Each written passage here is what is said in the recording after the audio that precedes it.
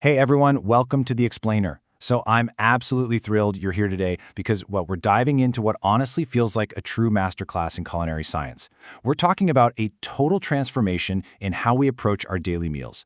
I used to think my stovetop was just a guessing game, right? Turn the dial, hope for the best. But today's Explainer is all about the precision cooking revolution. Specifically, we're mastering induction and advanced electric cooking.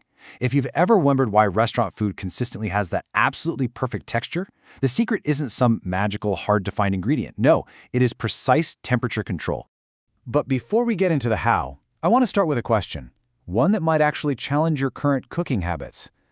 Are you destroying the nutrients in your food with too much heat? Think about that for a second. Medical science and nutrition experts have actually shown that traditional high-heat cooking might literally be ruining our meals. Crazy, right? Excessive temperatures can basically strip away essential vitamins, minerals, and enzymes before the food even hits your plate. Because really, cooking without knowing your exact temperatures, it's exactly like driving a Ferrari in first gear. Your Induction cooktop, it's a high-end, professional-grade instrument. It's got incredible power under the hood, but if you don't know how to shift the gears, you're never going to unlock its full culinary potential. So here's our quick roadmap for today's Explainer. We're going to cover the precision revolution, setup and cookware essentials, cracking the temperature codes, making the perfect steak, handling delicate stuff like veggies and chocolate, and finally, troubleshooting and pro tips. Let's get to it. All right, part one, the precision revolution and the science of induction. To really wrap our heads around this, we have to look at the science. Induction uses something called molecular excitement, which sounds cool, right? It relies on magnetic-based technology to generate heat directly inside the cookware itself rather than heating a burner that then eventually heats the pan. The result? Insanely rapid heating. We're talking about reaching your desired cooking temperature in as little as 15 seconds. 15 seconds! It's absolutely wild, it's incredibly energy efficient, and it completely eliminates those annoying hotspots. Moving right along to part two, setup, cookware essentials, and the fundamentals. Now that we understand the incredible engine driving this technology, we've got to treat this appliance like the professional-grade instrument it actually is. You can't just throw any old pot on an induction zone and hope it works. Pan choice is literally the single most important variable here. Your go-to materials absolutely have to be compatible. We're talking dense cast iron or high-quality tri-ply stainless steel. You've got to avoid copper, glass, and thin aluminum because they simply won't heat up. And why does this matter so much? Well, a thin, lightweight pan just won't hold enough thermal energy. So if you drop a cold piece of meat into a thin pan, the temperature sharply drops, and instead of a beautiful sear, you end up basically steaming your food, and nobody wants a steamed steak. So how do you actually know if your current pots and pans are induction ready? Easy. 3 simple steps. First up, the magnet test. Just grab a fridge magnet. If it sticks firmly to the bottom of the pan, you're generally good to go. Second, the boil water test. Put a little water in the pan on the cooktop. If it's compatible, that water is going to start boiling almost instantly. And third, the easiest one. Just flip the pan over and look for that little coiled induction symbol stamped right on the bottom. All right, part three, cracking the temperature codes and understanding the scale. Okay, so your pan is ready, but now we need to talk about the heat itself.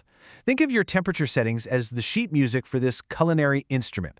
Now, this might look like an intimidating set of numbers, but we can easily boil it down into a practical, everyday cheat sheet. Different brands use slightly different scales, but the core temperatures, they stay the same.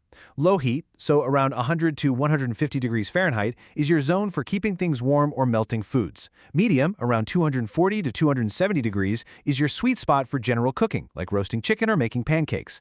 High heat, around 390 to 420 degrees, is for fast tasks, like pan-frying meat.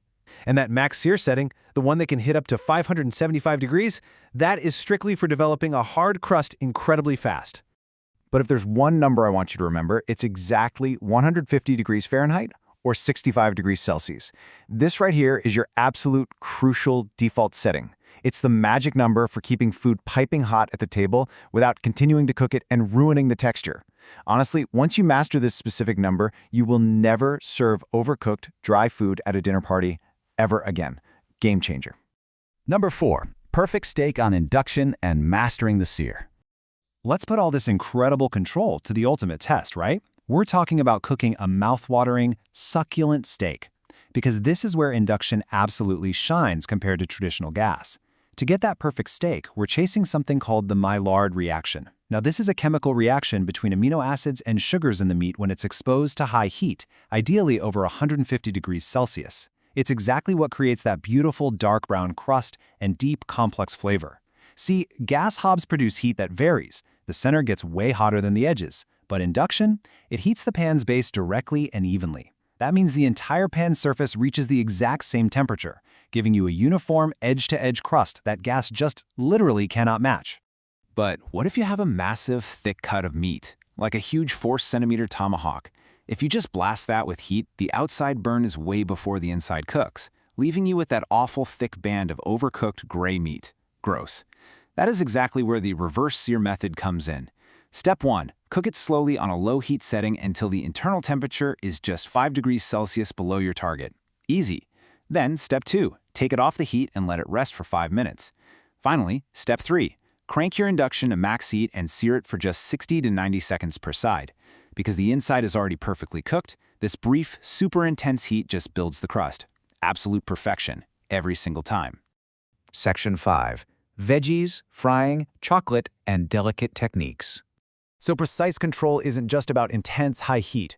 It's actually even more crucial for foods that easily turn to mush, burn, or separate. Take veggies, for example. There is a massive difference between boiling and steaming. If you're boiling, you actually want a simmering point slightly lower than a violent rolling boil just to protect the food. But if you're steaming, you start around 210 degrees Fahrenheit, but here's the vital trick. The exact moment steam forms, you must immediately lower the temperature. This slows down the rapid cooking process, which completely prevents your beautiful vegetables from turning into absolute mush and helps them retain all those vital vitamins. And this precise control is also why induction is a baker's absolute best friend, especially for tempering chocolate. We use something called the seating method. First, you place your chocolate, let's say 335 grams, in a pan over low heat until it reaches exactly 45 degrees Celsius. Second, take it completely off the heat and add 20% of your original weight in unmelted chocolate. These are your stable beta crystals. Third, stir constantly off the heat until that temperature drops precisely to 31 degrees Celsius. Trying to manage this residual heat on a gas stove is a complete nightmare. But on induction, you are in total control of the numbers. Finally, Section 6.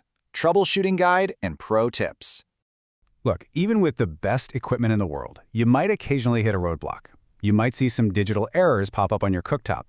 An E1 reading typically just means your cooktop doesn't detect the cookware. This usually means either the pan isn't sitting flat and centered, or you accidentally grabbed an aluminum or copper pan that isn't magnetic. Oops. Now, an E7 error?